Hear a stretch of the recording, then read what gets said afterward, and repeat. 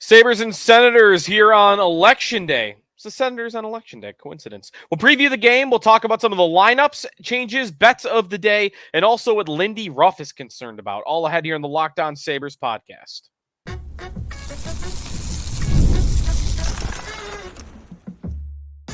Your Locked On Sabres, your daily podcast on the Buffalo Sabres. Part of the Locked On Podcast Network, your team every day. And welcome in, and thanks for making Locked On Sabres your first listen every day. You can check us out on our YouTube channel, part of the Locked On Podcast Network, your team every day. Today's episode of the Locked On Sabres podcast brought to you by FanDuel Sportsbook. You can start the season with a big return on FanDuel. New customers can place a $5 bet. You get started with $150 in bonus bets if you win your first $5 bet. Visit FanDuel.com to get started. Sneaky Joe DiBiase coming to you on today's show on a game day, election night. It's the Ottawa Senators, KeyBank Center, Tuesday night game. You know, maybe not the fullest crowd would be the expectation for tonight's game, but we'll see what we get a little bit later on tonight. 4-7-1 going into this game. You have got to have it if you are the Sabres, and we'll see what kind of effort they come out with. We'll get to the lineup for tonight's game, my parlay of the day, and also some of my thoughts on what Lindy Ruff said on our morning show on WGR on Tuesday morning. And there's one thing that Lindy is hammering home that he is very concerned about. So all that is ahead on today's show at Sneaky Joe Sports, at Locked On Sabres, if you want to check us out on our Twitter accounts. We'll start with our text club because that's one way you can get involved with the show. You can get your updates from practice and for the games. And also, if you want to chime in a comment or a thought or a question, join subtext.com/LockedOnSabres is the place to sign up there. One comment from a texter this morning. Season is over. Unless the Sabres make a run and win 8 to 10 games, this season will get away from them fast. Adams didn't go enough to get us a better center depth. We have the same staff as Granato other than adding Lindy and Seth Appert. Development for a player should end after 3 seasons when they make an NHL roster. I think we need to part ways with Cousins, sell him off, and just move Lafferty to second line center with Benson and Quinn. All right, so couple of things there. Little too far on Lafferty. He should never play outside of a fourth line center role or fourth line wing role. That's number one. Number two, Adams in the centered position. That's why I wanted to read this, because Adams and what he's done in top six forward has been more the criticism as of late. What about center in particular? And that is since the Middlestat trade. Often when you think about, hey, the Sabres don't have enough at center, it's, well, they traded away Casey Middlestat, and they haven't been able to replace him since because Dylan Cousins has let them down in a big way. Well, what about what they could have done in the middle, in the in-between? And that's a fair criticism that I hadn't really gotten to a lot of during the summer. But, you know, if they had targeted a top six center with the flexibility to move to the wing and allow Cousins to go back and forth, depending on what you want to do with him, I think that's an area that you could definitely look at that they should have done more at in the summer. Ryan McLeod, it's not like they did nothing.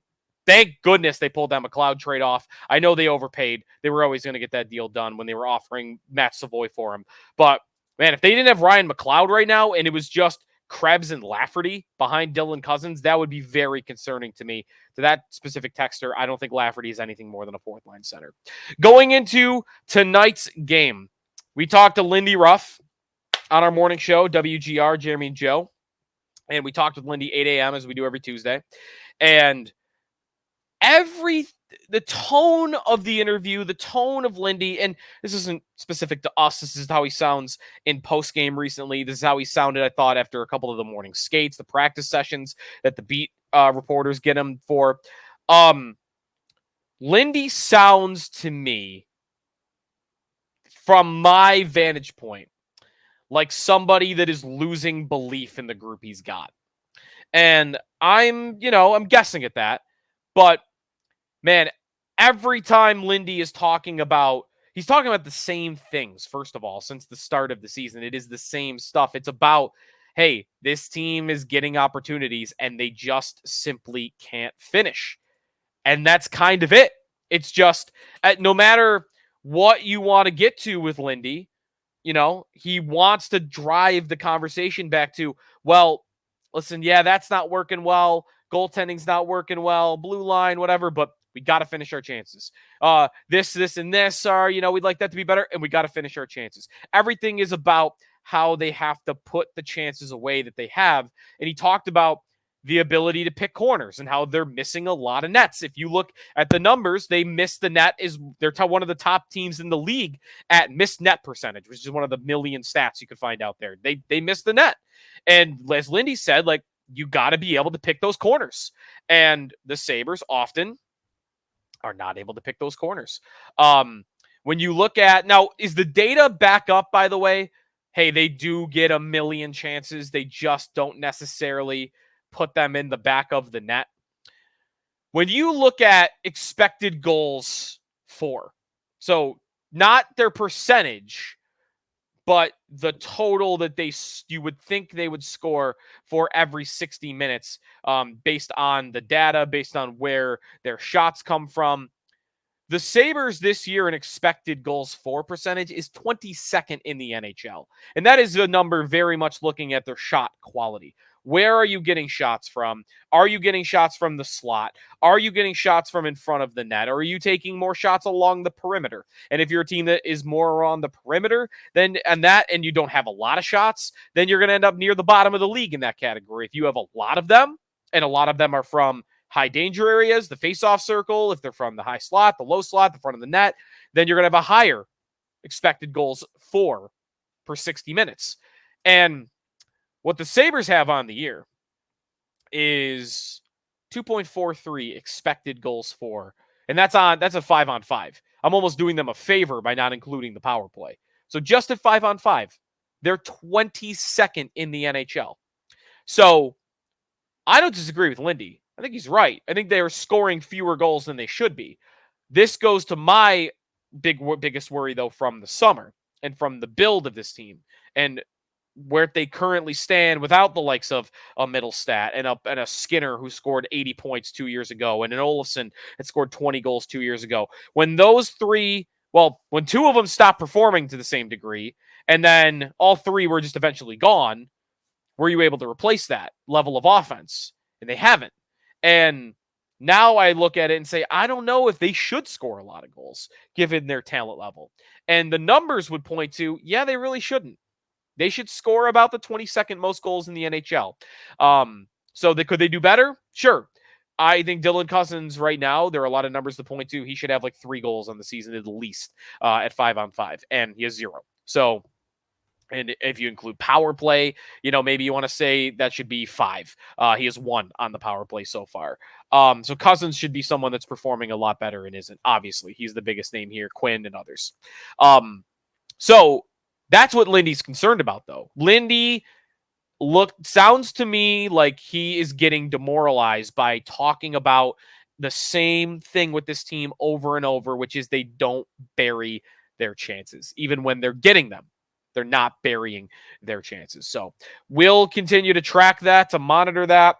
I just don't know what's to be done. A lot of our text line nowadays for LockOn Sabers is just fans going, when are they going to fire Adams? That's it. We're just kind of spinning our chairs, kick back, waiting around. When are they going to fire Kevin Adams?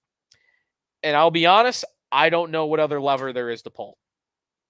Like roster-wise, I'd love for them to do something big. Adams is in the reports is being talked about as someone that's looking to make those moves, but they're not being made. So what are you supposed to do? I mean, I don't know what else you do. The idea of sitting through this season and just watching them fall out of the playoff race immediately and play meaningless games from December to April. That sounds like pure torture for Sabre fans. Like, just push the team into a landfill if that is what the next 5 months are about to be. Nobody wants that. And that's what my greatest worry is right now, that they are sinking, and they are sinking fast into another irrelevant season where they're just not competitive at all. Maybe this would be the year they bottom out. Here's one way of putting how bad it's gotten, that they have 2 3-game losing streaks already in this short of a sample size to start a season. is if they lose tonight, there's a chance that they're going to be last place in the NHL. In fact, I think they could be. I think they would be tied. No, it's just a chance. If they lose tonight, they could be last place in the National Hockey League through about a month of the year. One of their worst starts during the drought, at least since the tank years. So Lindy is concerned about their players and their ability to finish. And that's natural, right? That's why Lindy's so concerned. Because if you think of hockey coaching, it's maybe a little different than some other sports. Hockey coaching, you can only do so much. You know, you could coach up the system, you could coach them up defensively, you could coach them up with their hockey IQ, you could coach them up with offensively where to get to the scoring areas. How do we get to the scoring areas? How do we design a play? How do we design a formation? How do we design personnel in order to get our team to the scoring areas? Everything as a coach in hockey is designed to get you to that scoring area. But once you're there, once the puck's on your stick and you're sitting there in the faceoff circle, you're sitting there in the slot, puck's on your stick, there's nothing the coach can do now. It's all up to you. It's all up to you as the player. Are you a good enough natural goal scorer to put that puck in the back of the net? And maybe that's why Lindy sounds concerned, because he can't control that. If his guys don't have a natural ability to score, they're just not going to score. And there's nothing he can do about it. So that's why I think he sounds pretty concerned right now. When we come back, let's get a look at this matchup. How about Ottawa? What are they off to as a start this year? Lineup changes for the Sabres, and then we'll take a look at some of our best bets of the day, including my sneaky parlay. Let's hit it tonight. That's all coming up here on the Locked On Sabres podcast with Sneaky Joe DiBiase.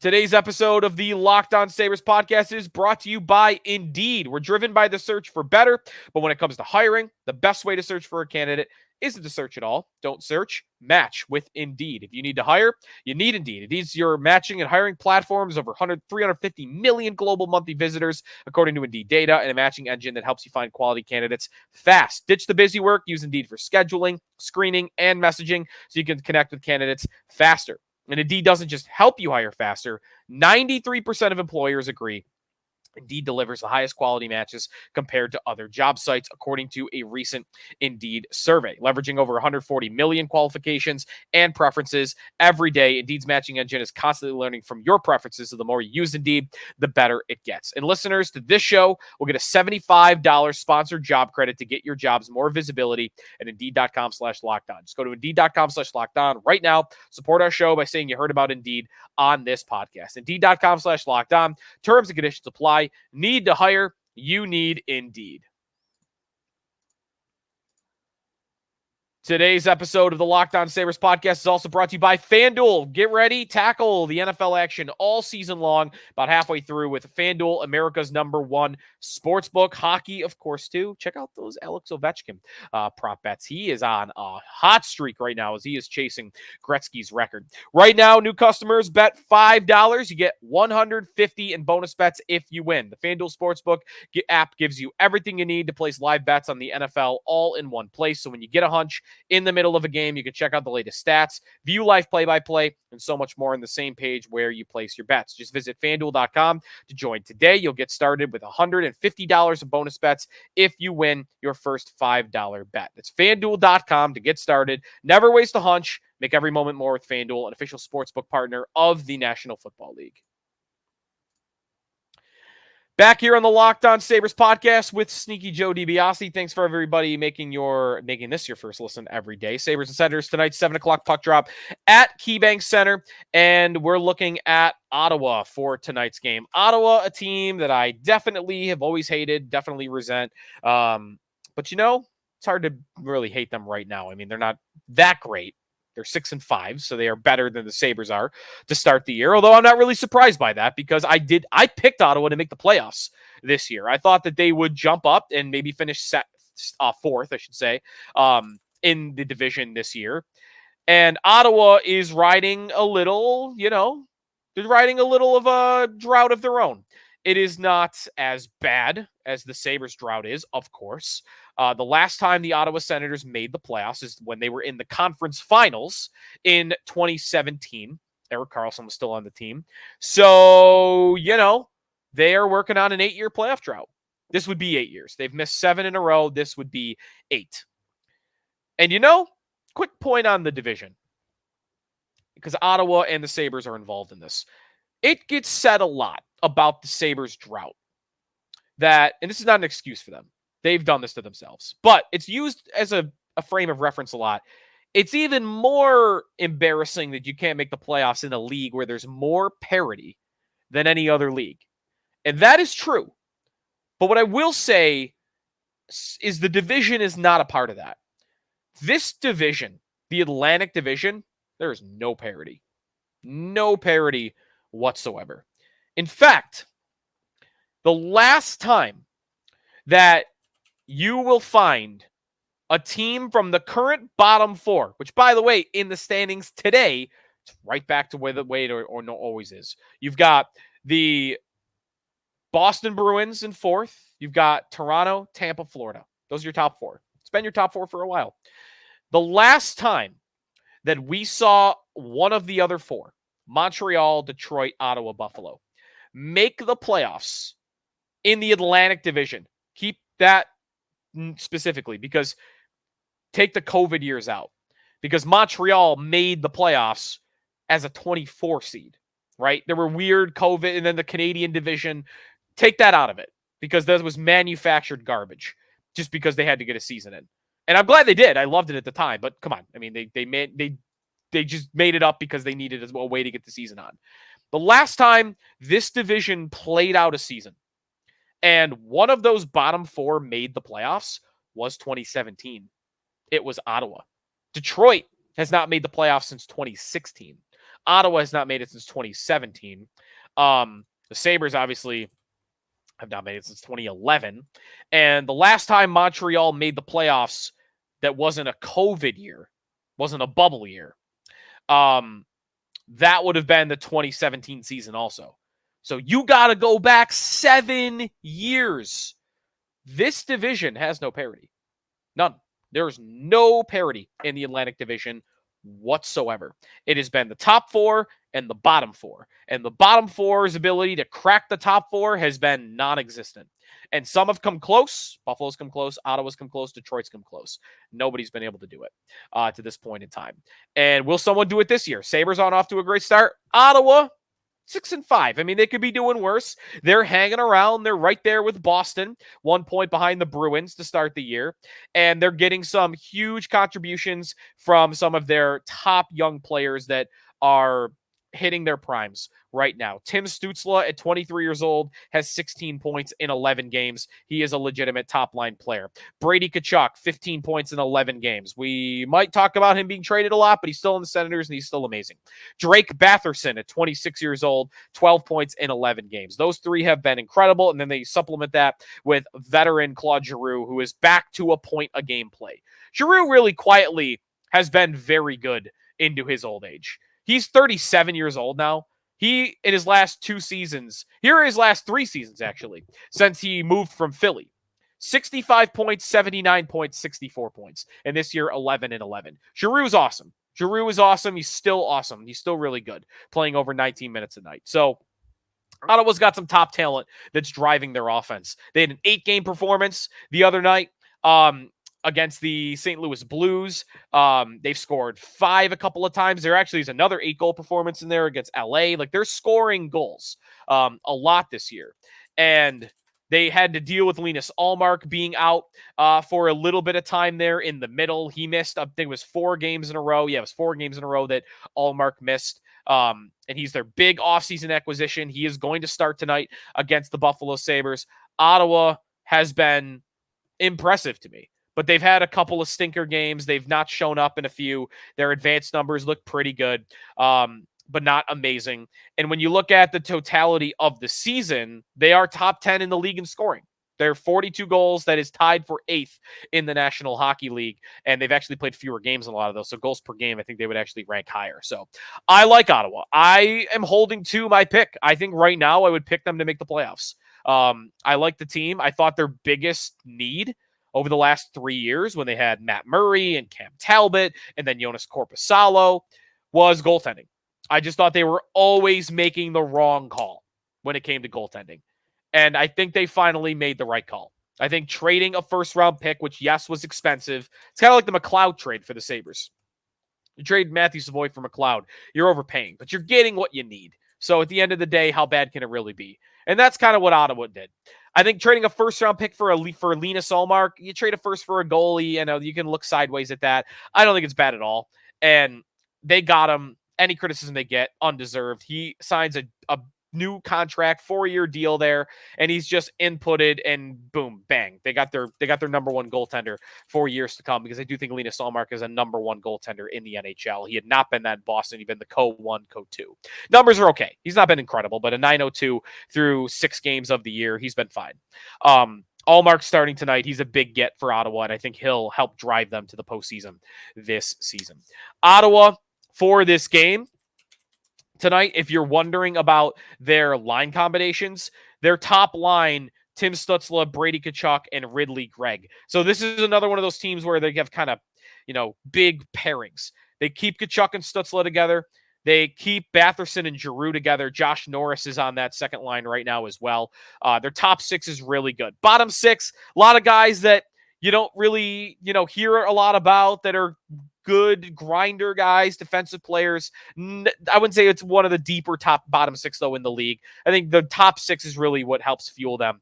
And then I love Jake Sanderson on the blue line. I don't really like a lot of their other defensemen, to be honest, but I love Jake Sanderson. I think he is very talented, very good number 1 defenseman in the league.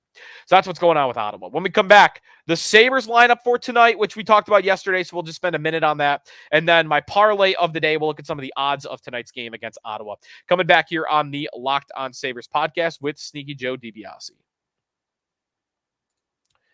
This edition of the Locked On Sabres podcast is brought to you by PrizePicks. The best place to get real money sports action is PrizePicks. With over 10 million members and billions of dollars in awarded winnings, PrizePicks has made daily fantasy sports accessible to all. You just pick more or less on at least 2 players for a shot to win up to 100 times your cash. Run your game all season long on PrizePicks. PrizePicks is the best place to check out all the odds, over-unders, or I should say more or less for certain players. Join over 10 million users and sign up today. PrizePicks invented the flex play, so which means you could cash out if your lineup isn't perfect. You could double your money even if one of your picks doesn't hit. Sign up today. Get $50 instantly when you play $5. You don't even need to win to receive the $50 bonus. It's guaranteed. PrizePicks also offers weekly promotions that could lead to big payouts like Taco Tuesday. Each Tuesday, PrizePicks discounts select player projections up to 25% to provide even more value for your lineups.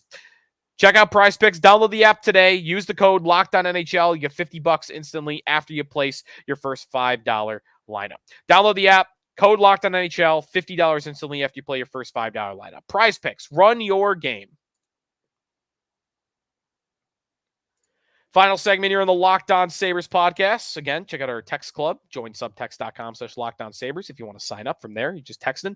It's all on your phone after that. Don't have to go to the internet. Tonight's lineup for the Sabres. This is an estimate before we get not morning skate. We already had that, but Pre-game warm-ups for the Sabres is when we'll know all this for sure. But right now, this is what the lineup looks like. Thompson, Peterka, Tuch, Cousins, Quinn, and I think it's going to be Zach Benson. He skated again this morning. Lindy wanted to see how he was going to do after the practice, but he did sound like he was going to keep Benson in the lineup, and they'll have to make a roster move, which I guess would be Yuri Kulik to Rochester. Ryan McLeod, Jason Zucker, and Jordan Greenway back together. Krebs, Lafferty, and Melanstein. Looks like it's going to be the 4th line, so maybe Obey Kubel is going to be out of the lineup. Again, blue line changes.